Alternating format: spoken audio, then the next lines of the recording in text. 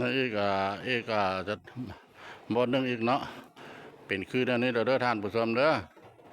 โอ้ยสีขาวสวยสดงดงามเลยเออจักซิแม่นอีหยังกับโบฮู้เนี่ยเนาะ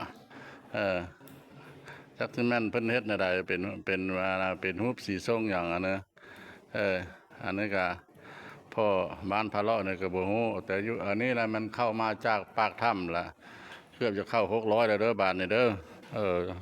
500ปลาย600เมตรกิโลเมตร500 เมตร600 เมตรอันนี้แหละมันจะอยู่ประมาณเข้ามาแต่พ้นละประมาณ500 เมตรนะพอบ้านพะเลาะก็จนได้เศร้าเมื่อย2 เทื่อแล้วนะเอออืมแต่เพิ่นบ่ให้เข้าไกลเด้อเพิ่นบ่ได้ให้จับให้บ่ายเพิ่นจะเฮ็ดสะพานสะพานให้เฮาไต่ข้างพ้นข้างพี่เฮ็ดไปตามกลางๆเลย